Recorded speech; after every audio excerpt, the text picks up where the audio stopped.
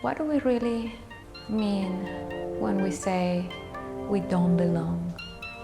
Where do we belong? Do we belong to a family? Do we belong to a place? To a group of people? Where do we really belong? Where is the belonging we're looking for? Is it acceptance? Is it attention?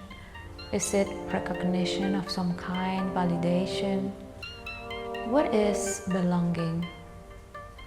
Let's think about where do we belong, really? We belong much, much farther than what we can perceive. What we perceive is just the tip of the iceberg. It's what is in front of us. It's our immediate experience. But is that really where we belong? We belong to a timeless, infinite reality. We belong to a place that is not a place. It's in the mind, it's in the heart, it's in the spirit. We belong to everything and everyone because in our center, we're all consciousness. Consciousness is where we belong. We can't think that we belong to just one family or one group or one set of rules that we have created to define belonging. That will be too limited. Look at the entire nature. Look at every being in nature. Do you think they feel like they belong to this particular area or this tree or this part of the world? This is what we have assigned to them. We have imposed nature that they belong to these areas. That might be their preference because of the type of animal they are, the type of plant they are. But they don't feel that they are restricted to an area, and that's why nature grows everywhere. You leave a plant, you leave a seed somewhere, and the next day you'll have a flower. The plant doesn't need to be in the right place to belong, to be itself. The plant is.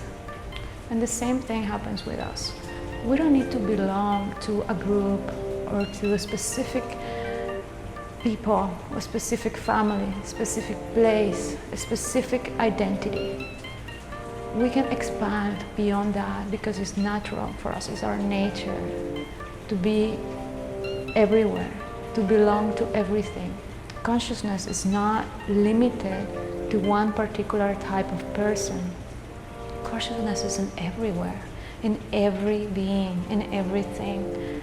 If consciousness is our minimum particle or source, and is everywhere, and it belongs to every being, why do we want to belong to something defined and finite when we can be infinite, when we can be undefined?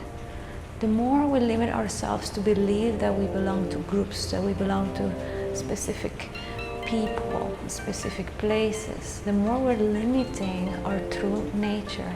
What if your best life is outside of that group? What if your best life is outside of that place?